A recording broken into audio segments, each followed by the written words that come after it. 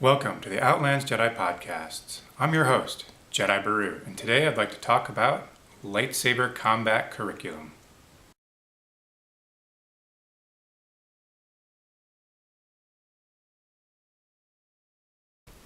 I know, lightsabers are not real. However, the fiction of lightsabers is pretty cool. We all love swords, and we especially like flaming swords or magical swords. And in my opinion, lightsabers fulfill all of those qualities. They are a form of magical sword and they're a type of flaming sword. There's a lot of truth and reality behind the concept of lightsabers, and I'd like to talk about that. So there are two parts for me. There's the fiction of lightsabers and there's the reality of lightsabers. So most people know the fiction of lightsabers and their association with Jedi and Sith and other Force-sensitive beings in the Star Wars world. What I feel makes lightsabers so exciting and so interesting is the fact that there is truth behind the fiction. So behind every lightsaber form that creates the curriculum is a real style. And all of the choreographers who helped create the lightsaber moves and the lightsaber combat that you've seen in the movies are all master swordsmen. So it's all based on truth. It's all based in something real, but it's a lot more fun when it's a lightsaber. Aspects of the fictional lightsaber that I like that it's a lightsaber. That's cool. I like that it lights up. It's a lot of fun. I like that you can play in the dark. You can pretty much play anywhere. And if you get a really high quality lightsaber, you can actually spar with them, which is really cool. Another aspect of lightsabers that I like is that they cut through anything. So it's not about armor. It's not about getting hit by the sword. It negates all that stuff.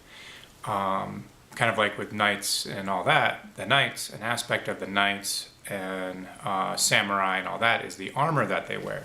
There's a huge relationship between the style of weapon and the armor, but that's a whole topic for another day. Yes, I know that there are some lightsaber resistant armors that are out there in the fictional world. However, I like the concept that you don't want to get touched by a lightsaber. If it touches you, it's going to cut you. Therefore, you have to have a higher level of evasion when you are sparring with lightsabers. You don't want to get touched, so it makes you a better fighter. I'd rather avoid taking a hit and absorbing it any day of the week, and I'd rather not even block it, because when you block something, you still risk getting hurt. You risk getting that limb broken or cut, and also it wears you down. Taking all that absorbing all that damage wears you down, even if it's better than actually being hit in a delicate spot. So I love that fictional aspect of a lightsaber. And that plays into the reality when I train in lightsaber combat, that we focus a lot on evasion. Defense is key, also called aggressive defense by Jack Dempsey. I really do believe that evasion and defense is way more important than offense.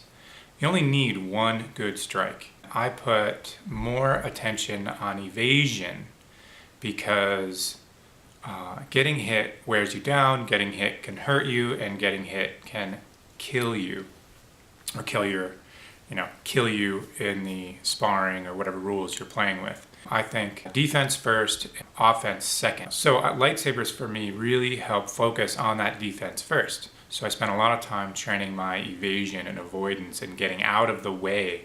And part of when we train evasion, it is about interception. It's about looking for those open spots. It's about looking for that air or opening. So when you evade, you can actually create an opening depending on how you evade and where you evade. And by evading, you can also see the next spot to go. You can see the opening, and you can work with your opponent more often than just attacking your opponent. Yes, there's places for pressure, and pressure is a powerful tool. But in general, I think focusing on defense first is the most important thing, and I feel that the fiction of lightsabers lends to that greatly. You just don't want to get touched.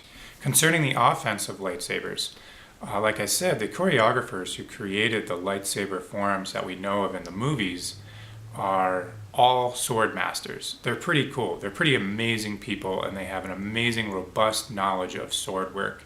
And I think it shows in their sword fighting in the movies, and I think that's why we like them so much, because it's cool and it's based in reality. In our hearts, we all want to be Jedi. We all want to be knights or samurai or ninja or something like that, because it's a cool fiction and we all want to be the heroes of our own story. I feel that lightsabers are very universal. Another aspect of the fiction that I like about lightsabers is they're not grounded or founded in tradition. They're their own thing. And yes, there are specific techniques associated with the form, but in general, it's fiction. You can do whatever you want.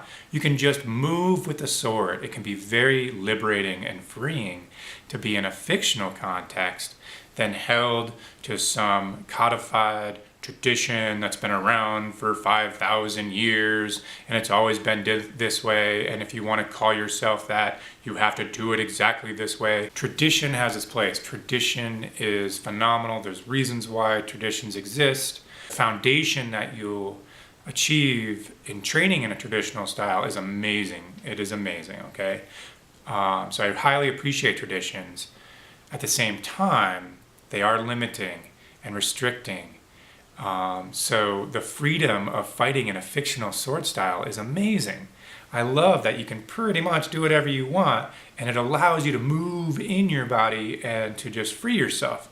Even though some of those movements might not be realistic, it's a lot of fun and it gets you moving. And that's the most important thing about training and exercise, is that you want to do it. It's easy and it's exciting. Concerning the real aspects of lightsabers, I do believe that every form of lightsaber combat in the curriculum is based on an actual style, and in the Outlands Jedi Order, we do attribute each lightsaber form to a specific style. In general, I believe that Form 1, Shii-cho, is Kendo. Form 2, Makashi, is fencing. Form 3 is based on European broadsword. And then it goes on from there, with Jar-kai being based on Florentine. I really do like the focus of the other forms, but they're not necessarily lightsaber combat. Sword Form 4 is more based in acrobatics and moving around, or also known as Gym-kata. Really cool style, but I also think you gotta incorporate parkour.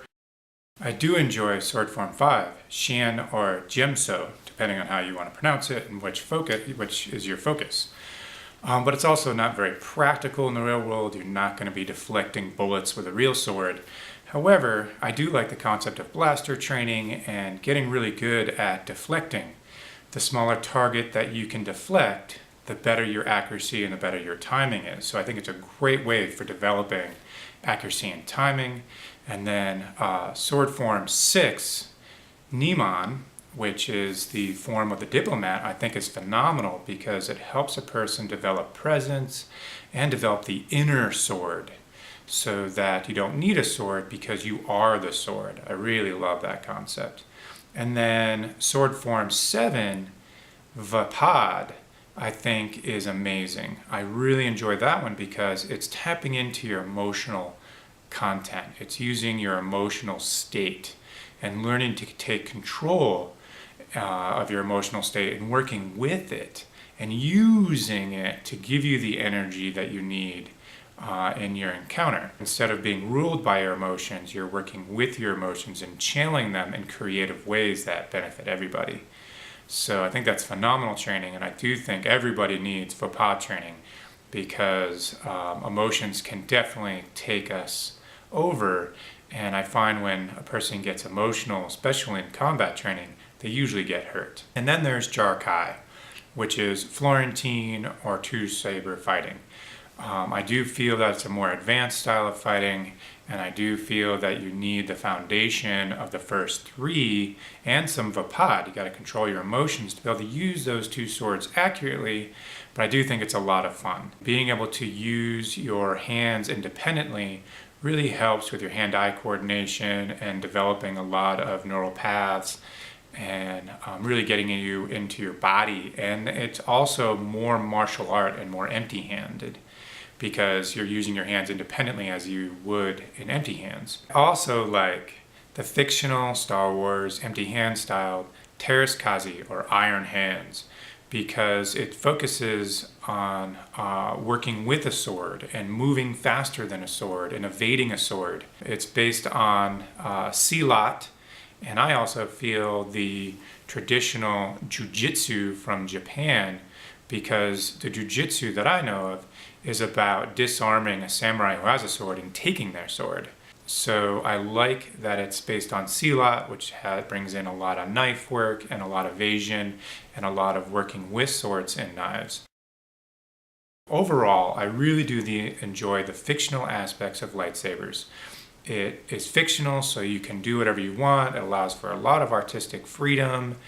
And I also like that it focuses on evasion and defense first, and it's fun. And I just really enjoy the mythology of it all.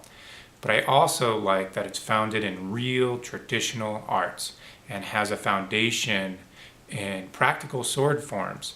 So I like playing with both of those, and that's what we do at the Outlands Jedi Order.